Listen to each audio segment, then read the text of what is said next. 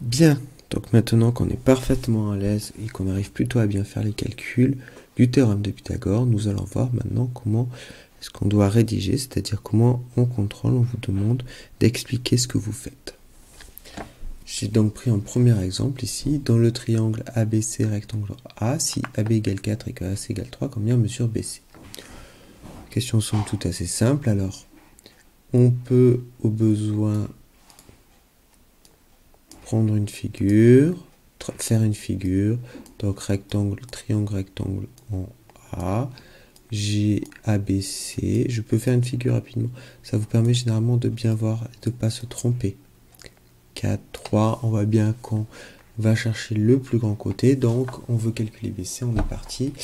Ce qu'il faut faire, et que vous ne faites pas pour le moment, c'est d'abord essayer de marquer la calcul avec des lettres. Je cherche le grand, donc je fais le grand au carré, c'est-à-dire BC au carré va être égal aux deux petits au carré. Je le marque déjà sous cette forme-là, et ensuite je complète et je remplace. Je fais attention.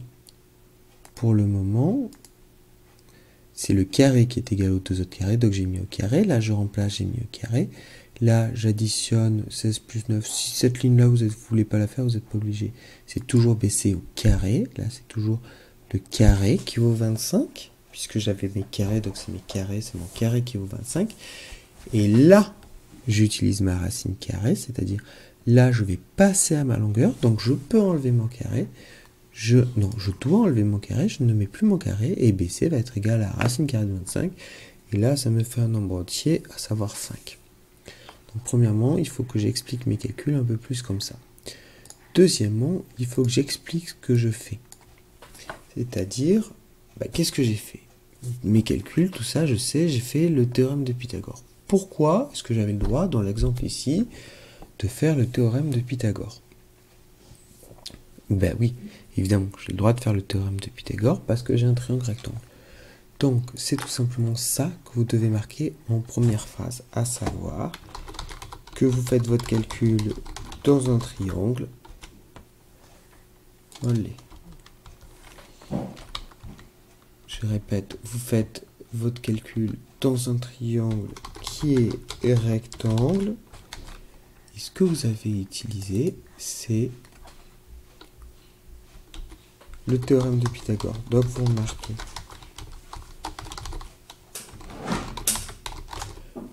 Et là, vous faites des calculs qui sont justifiés, à savoir vous avez expliqué quel théorème vous utilisez et pourquoi vous avez le droit de l'utiliser.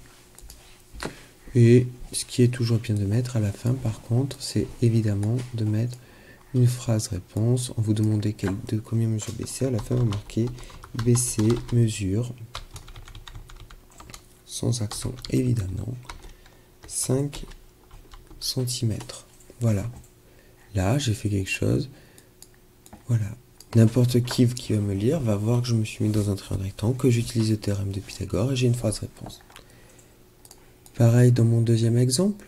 Là, alors, j'ai fait un deuxième exemple. Donc, un triangle MNL rectangle en M. Et là, l'avantage d'avoir fait ma figure, c'est que je vais tout de suite voir la différence. N, il est ici, L, il est ici. Inversé, ça ne change pas. MN égale 6,5. NL égale 10. Et là, tout de suite, avec ma figure, je vois qu'en effet, il y a une différence par rapport à celui au-dessus. Ici, je sais qui est le plus grand et je cherche un petit côté. Donc, il va falloir que je fasse un moins. Et donc, comme tout à l'heure, au début, je marque ma formule avec des lettres. Attention, c'est des carrés, donc je mets des carrés. Là, je remplace, c'est toujours un carré, il n'y a pas de raison. Je fais ma soustraction et ensuite, là, ça apparaît deux fois, mais c'est pas grave. Racine carrée, j'obtiens 57,75. Et là, quand je prends la racine carrée, je n'ai plus 57,75. J'ai la racine carrée de 57,75, donc je n'ai plus besoin de mettre mon carré. Et là, par contre, à la calculatrice, ça me donne un truc infini. Donc là, je prends l'arrondi et je mets 7,6. Comme tout à l'heure, j'ai utilisé le théorème de Pythagore dans un triangle rectangle, donc je le dis. Je dis que j'ai un triangle rectangle, toujours avec les lettres dans l'ordre.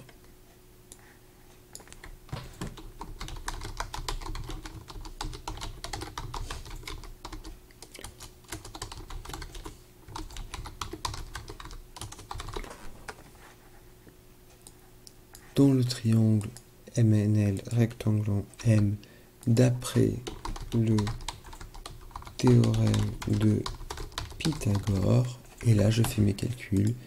Et pareil, phrase de conclusion. ML mesure. Cette fois, c'est pas exactement 7,6, c'est environ. Donc, je le dis. Mesure environ 7,6 cm. Et là, comme tout à l'heure, j'ai parfaitement justifié et expliqué ce que j'ai fait. Donc pour le théorème de Pythagore, on a un moyen de vérification qui s'appuie sur le fait que l'hypoténuse devrait être le plus grand côté. Donc ici, j'obtiens 7,6. Si je mets 7,6, je m'aperçois que mon plus grand côté c'est 10. C'est cohérent avec le fait que c'est l'hypoténuse. C'est celui qui ne touche pas l'angle droit. 10 c'est celui qui ne touche pas l'angle droit. Il doit être le plus grand. Une fois que j'ai fini mes calculs, c'est le plus grand. Donc on peut penser que je ne me suis pas trompé. Généralement, donc marquez sur votre figure, et si vous voyez que ça ne marche pas, généralement l'erreur elle vient d'ici, c'est-à-dire vous avez fait un plus au lieu d'un moins ou un moins au lieu d'un plus. Voilà. Je sais que la plupart d'entre vous vous dites que la rédaction ça sert à rien, dites-vous juste que c'est noté et c'est un exigible pour vous. Vous êtes obligé de le faire et dans les contrôles, il y aura une partie des points sur le fait d'avoir rédigé. Donc, pensez à le faire pour ne pas perdre des points.